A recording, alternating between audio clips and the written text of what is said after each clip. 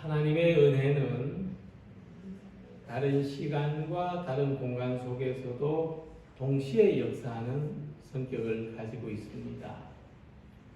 오늘 우리가 함께 이런 이 말씀이 어딘가에서 읽혀지고 또 우리가 함께 경험하는 이 은혜가 어딘가에서도 경험되는 그런 동시적인 특성을 가지고 있습니다.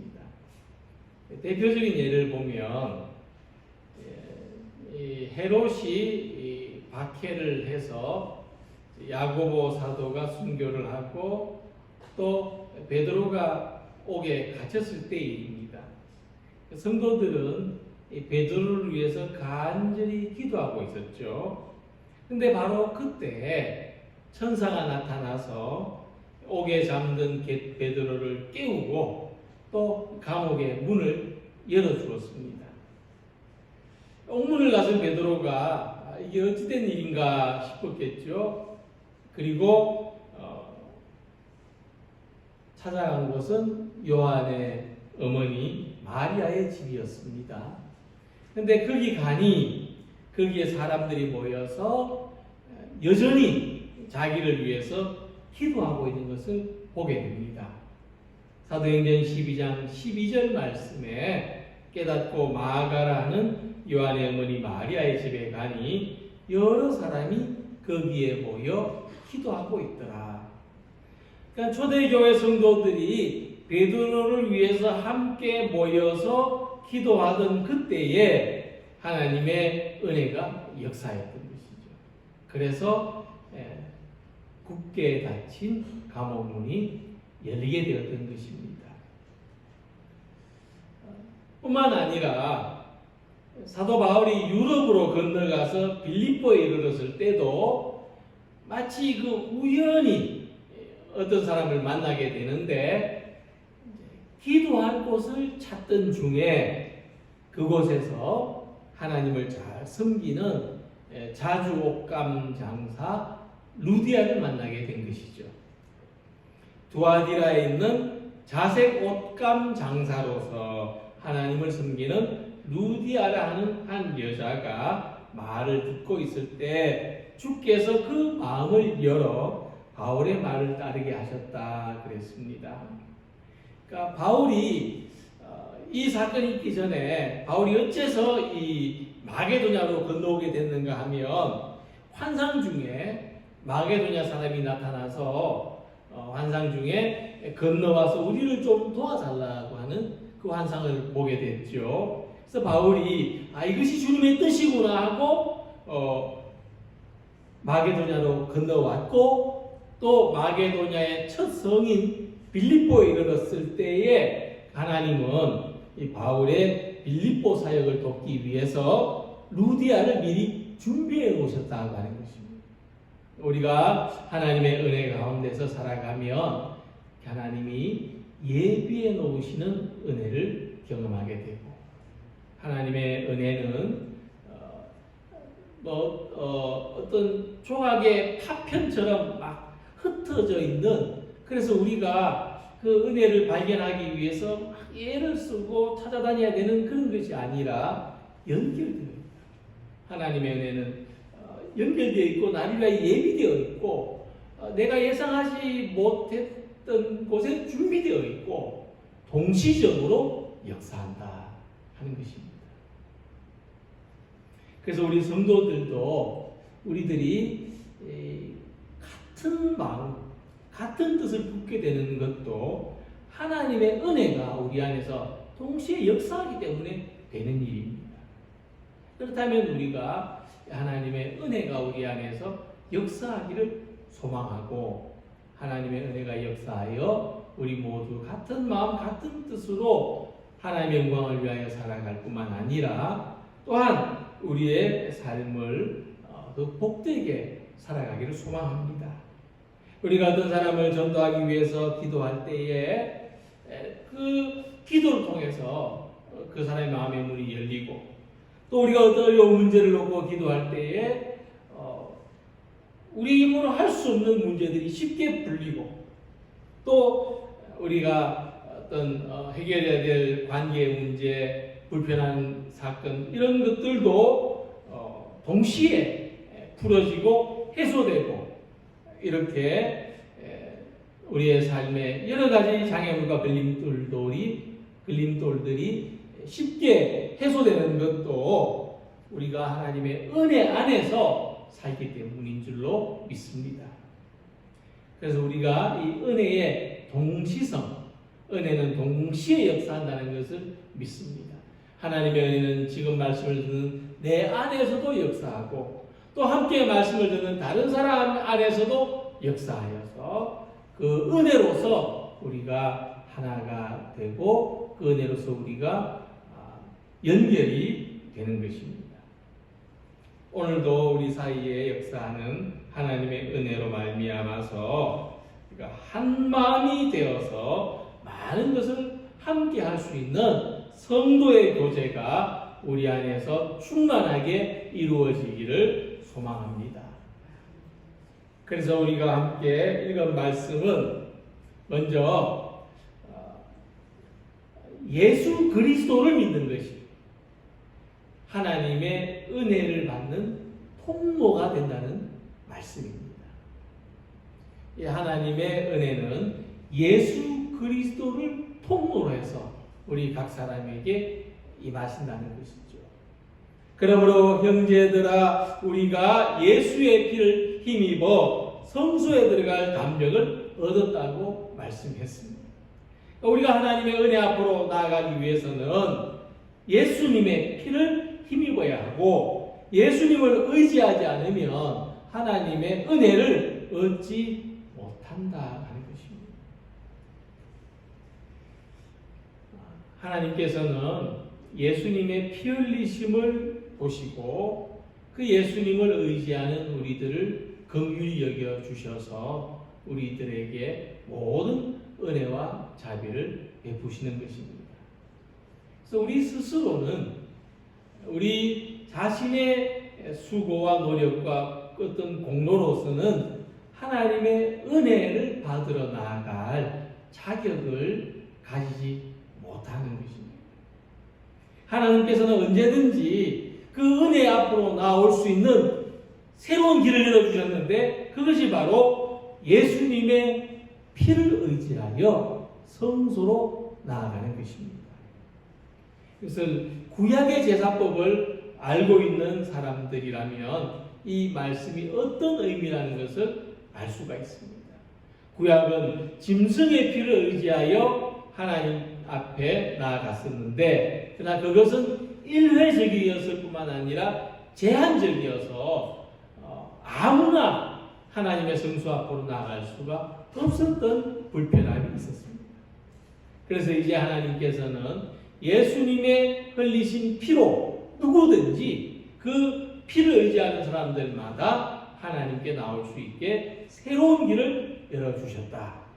이것을 22절에 이렇게 말씀합니다. 우리가 마음의 뿌림을 받아 악한 마음으로 악한 양심으로부터 벗어나고 몸은 맑은 물로 씻음을 받았나니 참 마음과 온전한 믿음으로 하나님께 나아가자. 우리가 참 마음으로 하나님께 나아간다고 하는 것은 어떤 자기의 순수한 마음을 말하는 것이 아니라 예수님을 의지하는 마음을 말하는 것입니다. 이게 사람의 마음이 부패하고 간사한 것이라고 성경은 말씀하고 있는데, 그래서 참 마음이 된다는 것은 어떤 우리 스스로가 우리의 마음을 순수하게 해서 참 마음이 되는 것이 아니라 예수님을 의지하는 마음이 될 때 우리가 참 마음이 될 수 있다는 것입니다. 그럼 참 마음은 어떤 것이냐 하면 내가 죽었어야 하는데 예수님이 죽으신 것을 믿고 고백하는 마음. 내가 벌을 받았어야 하는데 예수님께서 벌을 받으신 것. 내가 고통을 받아야 하는데 예수님께서 고통을 받으시고. 내가 멸시와 천대를 받아야 하는데 예수님께서 멸시와 천대를 받으신 것을 생각하는 마음이라는 것입니다. 우리가 이런 이야기를 하죠. 양심이 돌아왔다. 양심이 돌아왔다는 말을 하죠. 예수님이 십자가에 못 박히시는 것을 지켜본 백부장,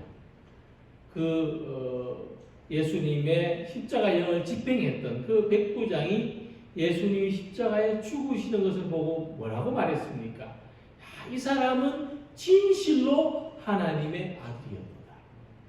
이것은 그 양심이 돌아온 것이고 그 사람이 참마음이 된 겁니다. 그러니까 우리의 참마음은, 우리가 참마음으로 하나님 앞에 나아간다는 것은 바로 예수님을 의지하는 마음이 되는 것을 말합니다. 오늘도 예수님을 의지하는 마음으로 예배를 드리는 우리들은 참마음으로 하나님께 나와 있는 줄로 믿습니다. 그래서 하나님의 은혜는 참마음 가운데서 역사합니다. 우리가 참마음이 되면 하나님의 은혜가 우리 안에서 역사하는 것을 경험할 수가 있습니다. 이 참마음의 반대는 어떤 마음입니까? 거짓된 마음이죠. 부패하고 가식된 마음이라고 말하고 있습니다. 이 거짓된 마음은 무엇입니까? 우리가 하나님과의 관계성을 생각하지 않고 우리가 이 세상 속에서 감각적으로 느끼는 거기에서 생겨나는 마음을 우리는 거짓된 마음이라고 할 수 있는 것입니다.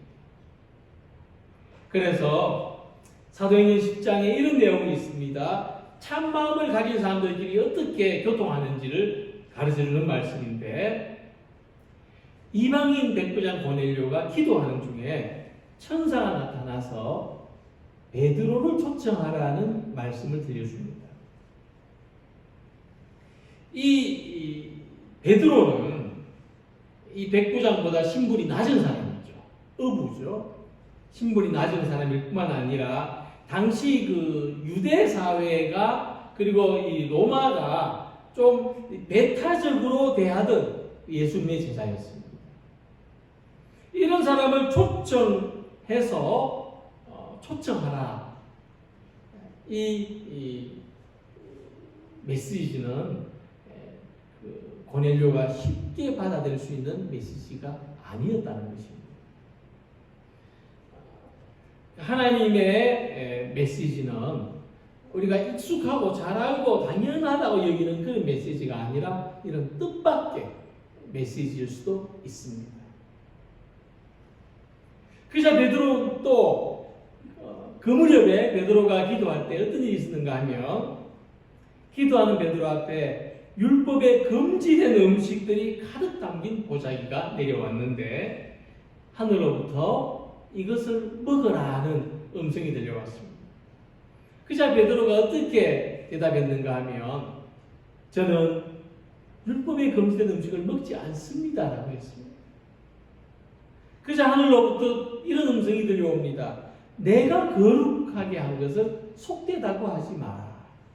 이런 일이 3번이나 있었다 그랬습니다. 자, 그런데 바로 그때에 고넬료가 보낸 사람들이 베드로를 찾아왔습니다. 베드로는 그때 이 환상의 의미를 깨닫습니다. 이것은 이방인에게 복음을 전하라는 하나님의 뜻이구나. 고넬료의 집에 베드로가 도착해서 이렇게 말했습니다. 하나님은 사람의 외모를 보지 아니하시고 각 나라 중에 하나님을 경외하며 의를 행하는 사람들은 다 받으시는 줄 깨달았도다. 그러니까 베드로가 고넬료의 집을 방문할 수 있었던 것, 고넬료가 베드로를 초청할 수 있었던 것, 이것은 그들 사이에 참마음이 있었기 때문입니다. 하나님을 경외하는 마음, 또 예수 그리스도의 마음이 있었던 것이죠. 그들 모두가 예수님을 의지하는 이 참마음을 가졌기에 이 두 사람 사이에서 하나님의 은혜가 역사할 수 있습니다. 이방인 고넬료가 예수님을 믿고 가이사라에 성령이 임하는 사건이 일어날 수가 있었던 것입니다.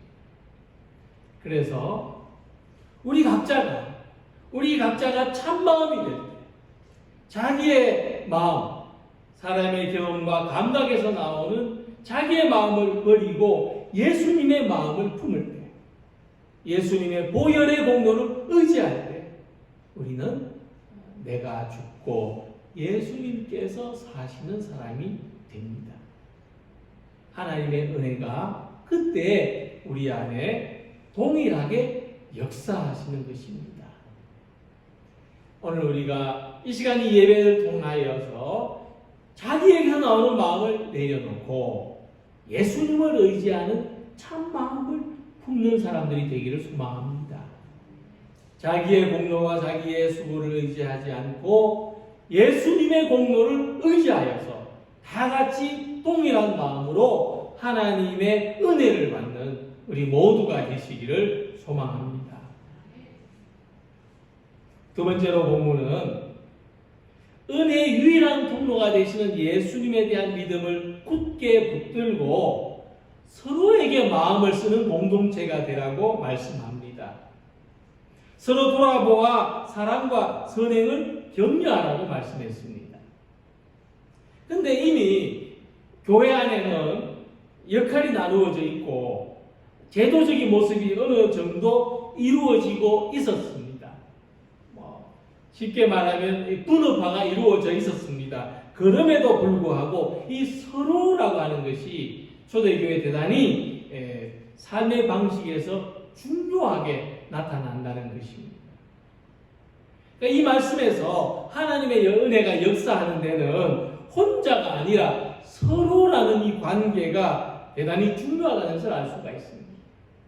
이 손바닥이 마주쳐야 소리가 나는 것처럼 이 하나님의 은혜가 서로 같은 마음을 쓸 때 역사하게 되고 힘이 강하게 나타나게 되는 것입니다. 그래서 서로 마음을 챙겨주는 것, 서로 생각과 감정을 알아차리는 것, 서로가 하는 말을 경청하고 서로를 따뜻하게 대하는 것이 서로 같은 마음을 쓰는 것입니다. 특히 본문의 말씀은 선한 일을 하도록 서로 격려하라고 했습니다. 교회 모든 일에는 개인의 헌신이 필요하고 또 각자가 직분을 맡은 자리에서 열심히 주님의 교회를 섬겨야 하는데, 근데 여기에서 서로가 빠져버리면 개인의 헌신은 개인의 희생이 되어버립니다. 우리가 교회를 하면서 헌신한다는 생각이 들기보다도 내가 희생을 하고 있다는 생각이 든다면 어떻겠습니까? 근데 만약 개인이나 일부의 희생을 통해서 공동체가 유지된다면 그 일부의 사람들에 의해서 공동체가 활력을 얻을 수도 있지만 활력을 잃어버릴 수도 있습니다. 심지어 특정한 개인에게 계속해서 희생과 헌신을 요구하는 상태가 되어버린다면 일하는 사람들이 쉽게 탈진해 버릴 수가 있습니다. 실제로 공동체에서 지치거나 상처받는 사람들은 가만히 있는 사람이 아니라 대부분 희생적이고 헌신적인 사람들. 희생하며 애쓴 만큼 변화가 없고 때로는 열심히 일하는 사람들이 오해를 받아서 서운하고 지쳐서 상처를 입는 것입니다. 그래서 건강한 공동체는 어느 특정한 개인이 희생적으로 봉사하는 공동체가 아니라 서로 같은 마음을 쓰는 공동체입니다. 기러기들이 비행을 할 때 화살표 방향으로 그리면서 날아갑니다. 맨 앞에 선두에 있는 비둘기가 보이죠? 기러기가 보이죠? 이 기러기가 이 바람을 온몸으로 맞으면서 날개를 저어주면 뒤에서 날아가는 기러기들은 훨씬 힘이 덜 들게 날 수가 있습니다. 근데 그 한 마리가 먼 거리를 계속해서 홀로 이끌어 간다면 얼마 가지 못해서 날개가 힘을 잃고 추락하고 맙니다. 그리고 그 기러기만 따랐던 다른 기러기들은 길을 잃거나 뿔뿔이 흩어져 버릴 것입니다. 구심점을 잃어버리는 거죠. 자, 그래서 이 기러기 공동체는 돌아가면서 인도자가 됩니다. 맨 앞에 기러기가 지치면 제일 뒤로 빠지고 대신 또 다른 기러기가 앞에 나서서 바람을 맞으면서 무리들을 인도합니다. 이렇게 바람을 번갈아 맞으면서 수만 킬로미터를 이동해요. 서로 같은 마음을 가지는 덕분입니다. 서로 헌신하는 덕분이죠. 혼자 가면 빨리 갈 수 있을지 몰라도 오래 가지 못합니다. 같이 가면은 늘릴 수는 있지만 오래 갈 수 있는 것입니다. 예수님께서 제자들에게 이렇게 말씀하셨습니다. 새 계명을 너희에게 주노니 서로 사랑하라. 내가 너희를 사랑한 것 같이 너희도 서로 사랑하라. 사도 바울도 로마 교회 성도들에게 이렇게 말합니다. 형제를 사랑하며 서로 우애하고 존경하기를 서로 먼저 하며. 야고보도 말씀했습니다. 그러므로 너희 죄를 서로 고백하며 병이 낫기를 위하여 서로 기도하라. 의인의 간구는 역사하는 힘이 큼이니라. 이 말씀에서 공통적으로 나타나는 것은 어느 한 사람이 아니라 서로 같은 마음을 쓰라는 고민입니다.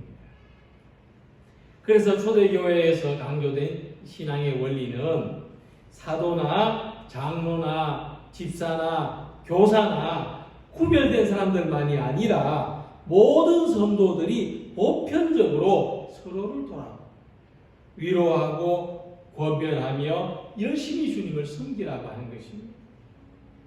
하나님은 우리 모두가 오랫동안 은혜 안에서 살아가도록 이 서로의 원리를 가르쳐 주십니다. 우리가 같은 마음을 쓰고 서로가 영적인 친구로 지내는 것은 하나님께서 우리에게 주시는 큰 은혜입니다. 가정에는 부부가 서로 도와서 영적인 친구로 지내고, 교회에서는 성도들이 서로 도와서 영적인 친구로 지낼 때에 하나님의 은혜는 우리 모두에게 동시적으로 역사할 것입니다. 하나님 안에서 우리가 함께 즐거워하고 함께 감사하고 함께 충만해지는 은혜의 공동체가 되기를 소망합니다. 끝으로 본문은 하나님의 은혜가 모두에게 임하도록 서로 같은 마음을 써서 모이기를 힘써야 할 것을 권면합니다. 실제로 예수님이 다시 오실 때가 가까웠다는 것을 믿은 초대교회는 자주 함께 모여서 함께 먹고 함께 기도하고 예수님의 가르침을 되새기면서 박해를 받는 상황 속에서도 하루하루를 살아갔습니다. 초대교회 그리스도인들이 서로 사랑할 수 있었던 것, 또 선한 일을 힘있게 할 수 있었던 것도 함께 시간을 보냈기 때문입니다. 사도행전 2장 46절 보면 초대교회 성도들이 날마다 한 마음으로 성전에 열심히 모였을 뿐만 아니라 성도들의 가정에서도 열심히 모였다고 증언합니다. 날마다 마음을 같이하여 성전에 모이기를 힘쓰고 또 집에서 떡을 떼며 기쁨과 순전한 마음으로 음식을 먹었다. 그런데 열심히 모이지 않은 말을 들으면 오히려 스트레스를 받는 것이 지금 우리들이 처한 상황입니다. 교회는 다 좋은데 너무 자주 모이라고 해서 탈이라는 비판을 받기도 합니다. 물론 지금과 같은 그 사회적인 거리두기를 할 때는 정말 필수적인 예배 외에는 만나거나 모이는 일을 자제하고 있지만, 근데 그걸 생각해 볼 때 이 함께 모이는 것이 얼마나 좋았으면 성전에서도 모이고 집에서도 모이고 박해를 받는 상황에서도 모이기를 힘썼겠는가. 무엇보다도 이 모임 속에 하나님의 은혜가 임하였다는 것입니다. 귀한 것이죠. 혼자 있으면 하나님의 은혜가 없는데 모여 있으면 거기에 하나님의 은혜가 임하였다는 것입니다. 이 모이는 일이 없이는 박해 가운데서도 하나님의 은혜를 나눌 길이 없었다는 것입니다. 은혜가 있었기에 박해를 받으면서도 모이기를 힘쓸 수 있었다는 것입니다. 그래서 이 말씀은 단순히 모이기만을 힘쓰라는 뜻이 아닙니다. 그렇다면 하루에도 몇 번씩 모임을 만들었겠죠. 모여서 기쁜 일도 없고 모여서 은혜를 받지도 못하는데 모이기를 힘쓰라는 것은 괴롭고 고통스러운 요구사항밖에 될 수가 없습니다. 그래서 오늘 본문의 말씀은 모이기를 패하지 말라는 말씀으로 시작됩니다. 이 모이기를 힘쓴다는 것이 어떤 의미인가를 생각해 보기 위해서 이 말씀을 봅니다. 모이기를 패하는 어떤 사람들의 습관과 같이 하지 말고 오직 권하여 그날이 가까움을 볼수록 더욱 그리하자. 이 모이기를 패한다는 뜻은 모임을 그만둔다, 그런 뜻입니다. 어떤 대상과 나의 관계를 끊어버린다. 성도들이 함께 모이는 자리에서 나를 단절시킨다. 이것이 모이기를 패한다는 뜻입니다. 요즘 표현대로 교회 끊었다, 이런 뜻이죠. 그래서 모이기를 패한다는 것은 성도들과의 모임에서 얻을 수 있는 하나님의 풍성한 은혜하고 단절되는 겁니다. 우리는 물론 교회를 끊지는 않았지만은 부분적으로 어떤 모임에 대해서는 단절되어 있을 수가 있습니다. 그런데 새벽 기도회는 새벽 기도회대로, 수요 예배는 수요 예배대로, 주일 예배는 주일 예배대로 공시적으로 주시는 은혜가 있습니다. 이 은혜에 들어가기를 힘쓰라, 이 말씀입니다. 성도들의 모임 속에서 임하시고 역사하시는 하나님의 은혜를 기대하라, 이 마음을 잊어버리지 말라 하는 말씀입니다. 하나님의 집에 모여서 함께 하나님을 예배하고 은혜 받는 것이 얼마나 소중한지를 알아야 합니다. 이것이 얼마나 귀하고 아름답고 유익한지를 봐야 합니다. 다른 즐거움과 다른 필요에 따라서 해도 되고 안 해도 되고 나하고 상관없는 일로 여기지 말아야 합니다. 예배를 통한 성도들의 연합을 그리워하지 않는 것이 모이기를 패하는 것이다 하는 말씀입니다. 자, 그렇다면 우리는 언제까지 모여야 합니까? 이 열심히 모이는 것을 언제까지 해야 됩니까?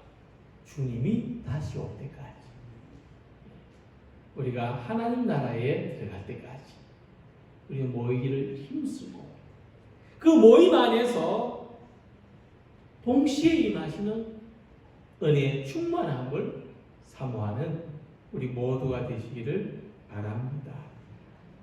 모여서 하나님이 기뻐하시는 일에 힘쓸 수 있도록, 선한 일을 열심히 하는 하나님 나라의 백성이 될 수 있도록 열심히 경영해야 돼요. 모이지 않으면 이런 일을 할 수 없고, 모이면 할 수 있게 되는 것을 믿으시기 바랍니다. 역사학자 토인비는 이 세계 역사를 연구해 보니까 이 역사가 다수에 의해서 움직여진 것이 아니라 소수에 의해서 움직여졌다는 것을 알게 됐습니다. 그런데 이 소수를 그냥 집단 가운데 일부분이 아니라 창조적인 소수라고 불렀습니다. 이 소수는 특별한 사람들이었다는 뜻이죠.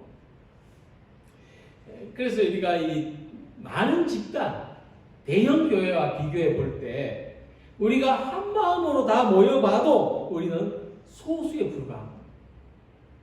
하지만 우리가 함께 모여서 창조적인 소수가 될 때 여기에 놀라운 역사가 일어나는 것입니다.